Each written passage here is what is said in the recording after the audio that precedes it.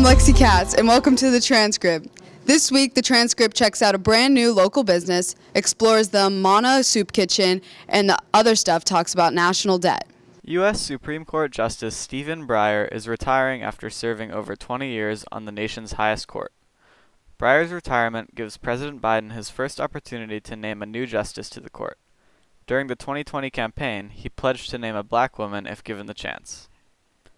In other news, Mayor Gina Louise Sciarra plans to boost the city's spending on education, even as state aid continues its decade-long flatline and local receipts like marijuana taxes and parking revenue remain lower than pre-pandemic numbers.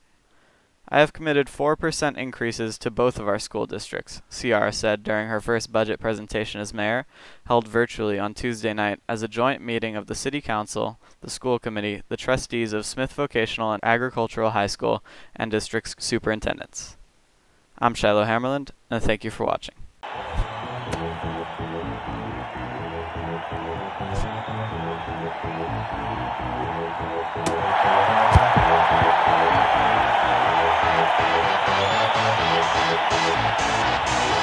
Hold your hands up! Y'all ready for this?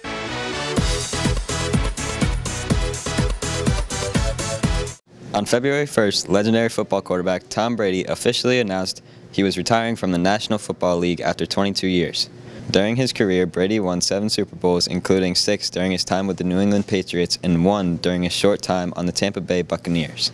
In an official statement he posted to Instagram, Brady expressed his gratitude to the Buccaneers fans and management, stating, "I've loved my NFL career, and now it is time to focus my time and energy on other things that require my attention."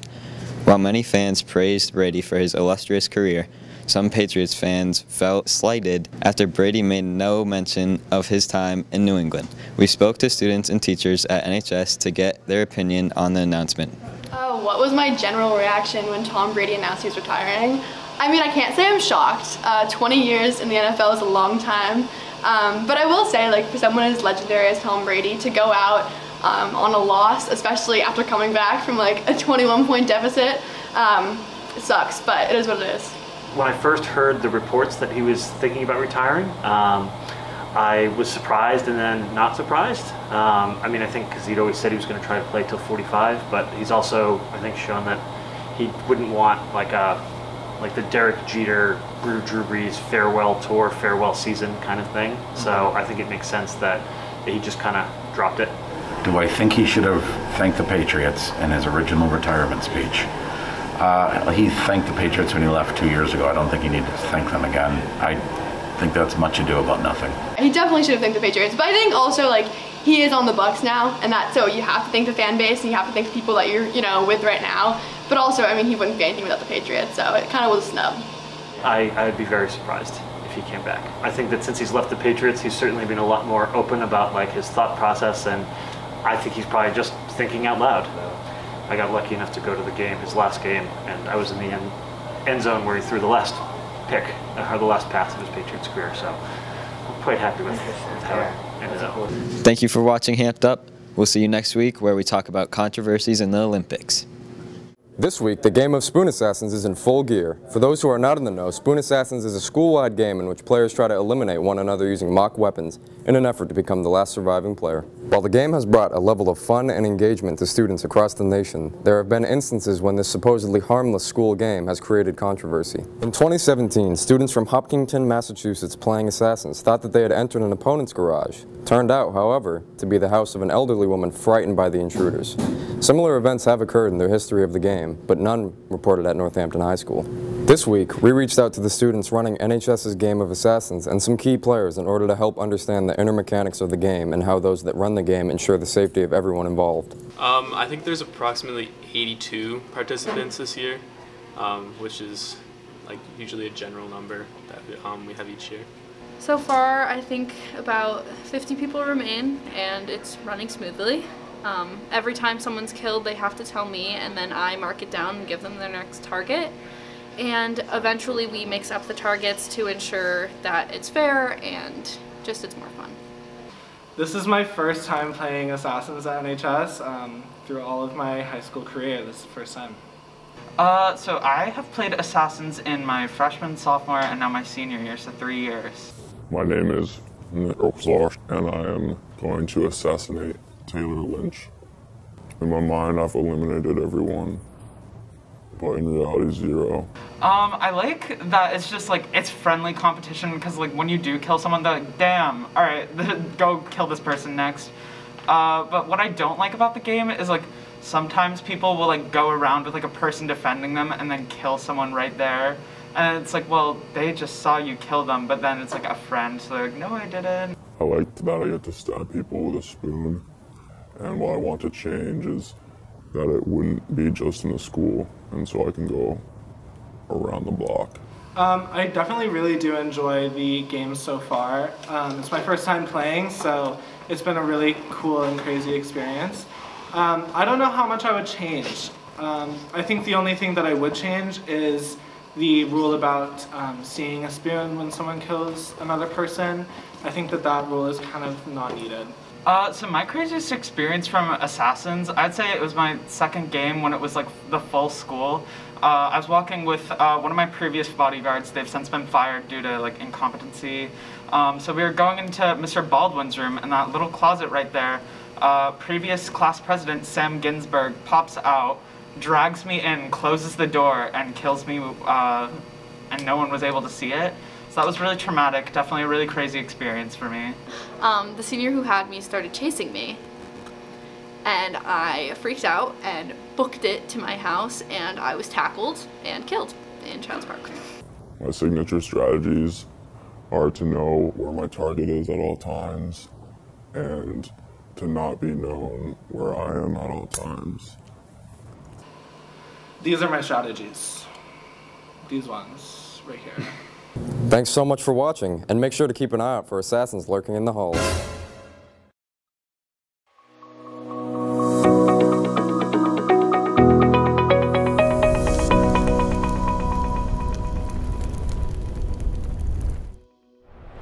Wild Chestnut Cafe is a new vegan cafe open in Florence, offering a selection of baked goods, warm beverages, fresh salads, and wholesome soups.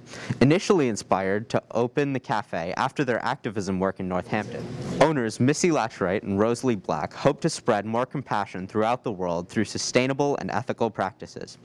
After trying some of their delicious food, we talked to co-owner Rosalie Black to see what Wild Chestnut Cafe is all about. Missy and I really wanted a space in this area that consisted of really delicious vegan food, but for a cause. And we wanted a space that was completely vegan, completely free of animal products, and just a really beautiful space to have the community hang out in, and hopefully in the future we can do events and just a place to grow.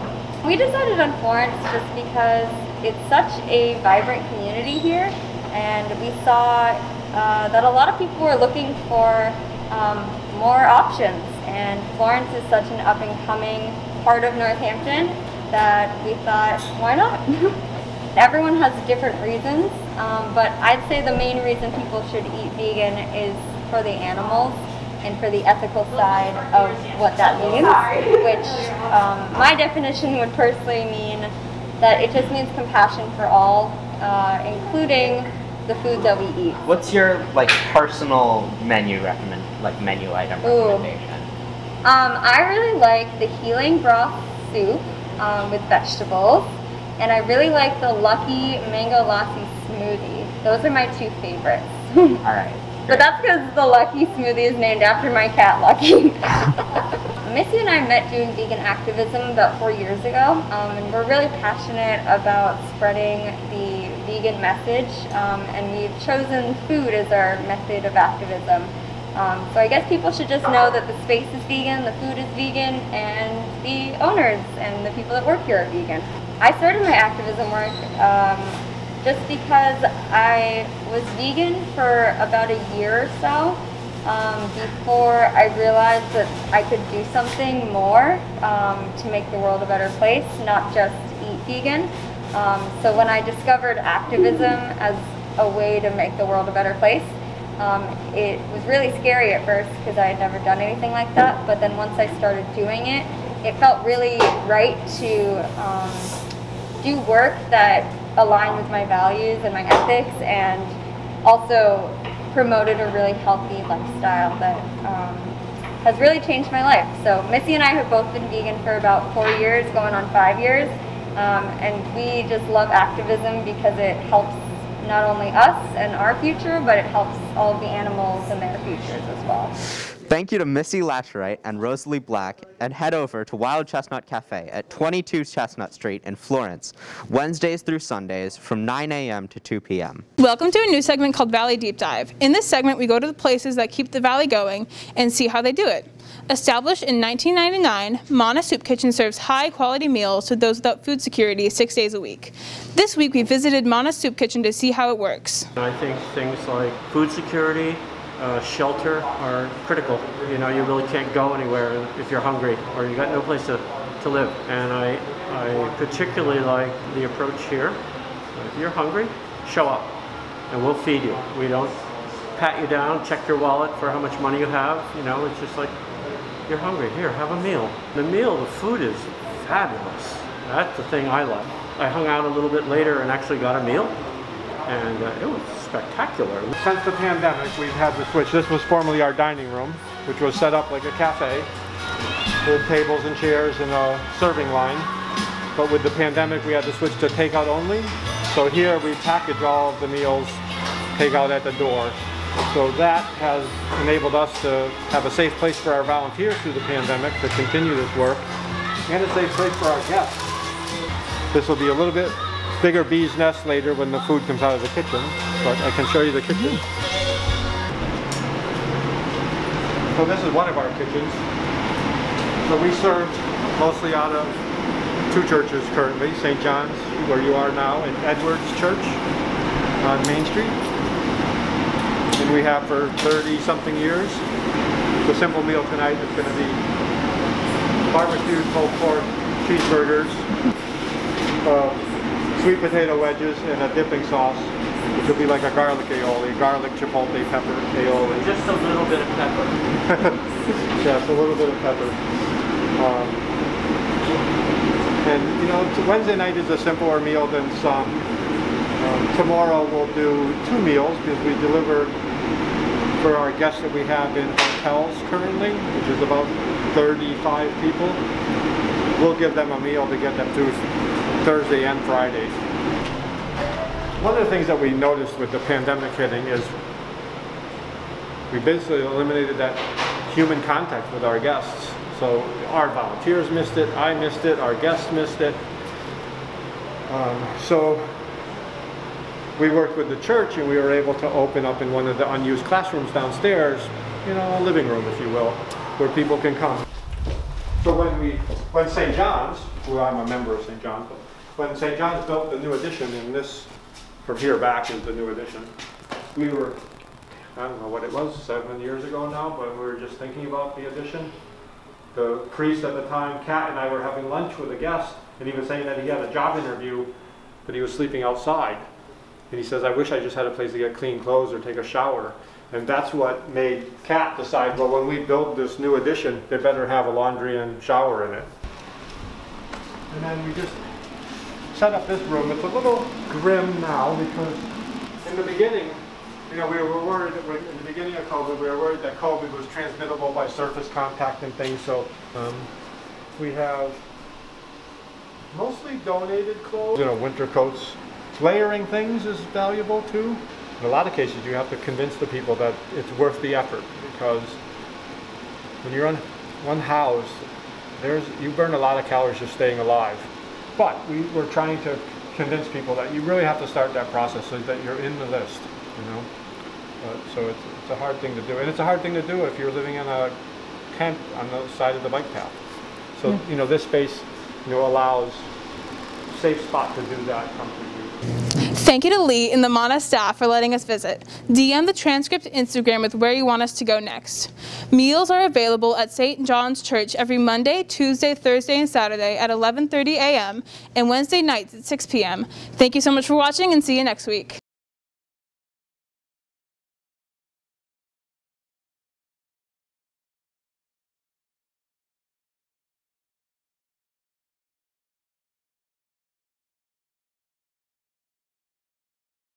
Why am I here? Okay, I think we should bring streets back. I don't know, Nola. It's been a while. We're both doing other things. Come on, Levi. I think you're just slacking. No, I love streets. Right, enough. Enough. Okay? Just bring it back to the streets already.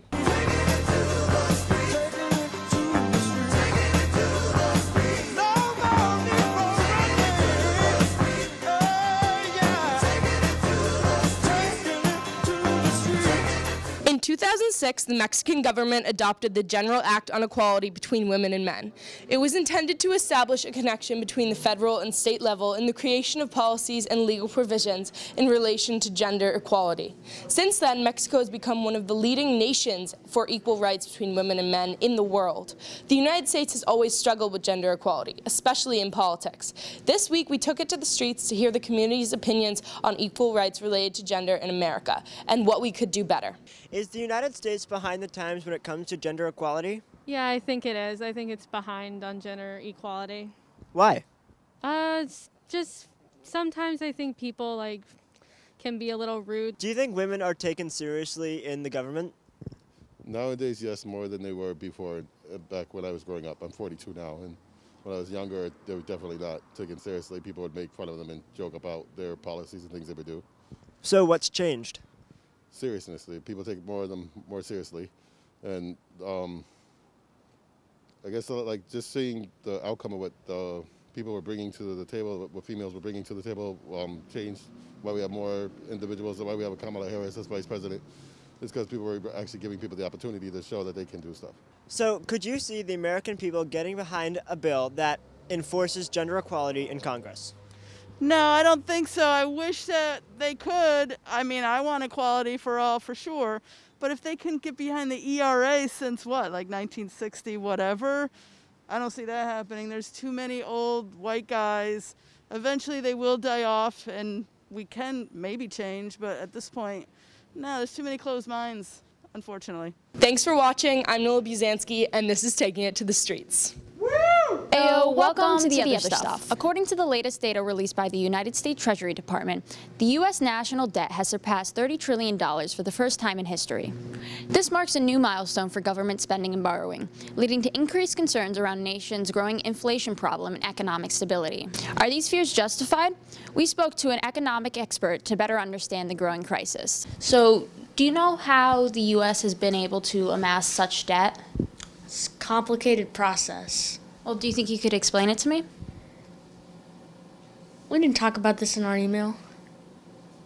Okay, next question. With debt rising, there's obviously going to be consequences that follow. What are some of the consequences that we can expect? Lots of interest. And would it be difficult to make up this debt? Could do it in a few weeks. With our newfound knowledge on the national debt situation, me and Abby devised a foolproof plan to completely eradicate debt.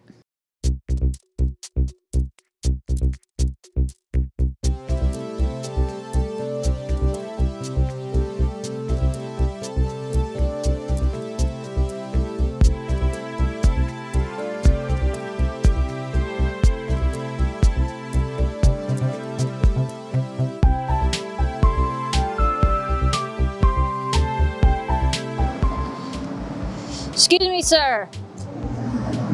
Have you heard about the national debt rising to $3 trillion? Oh my gosh, I can't stop, sorry. Sorry, I can't either. Okay. Can you stop?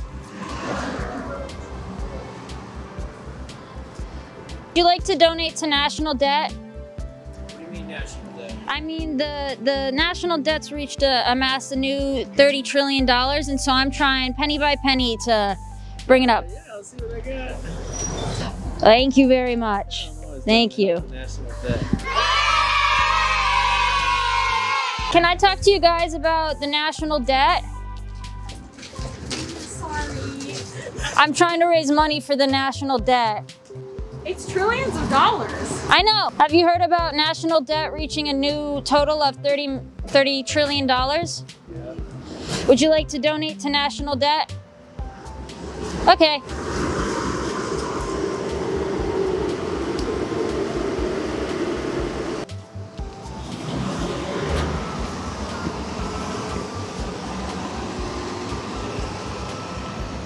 Hi, can I talk to you about the national debt? I'm trying to make money for the national debt right now. I'm trying to make money for the national debt. I got somewhere I gotta go. I have to make money for the national debt. I want to make money. Give me your money. Give me.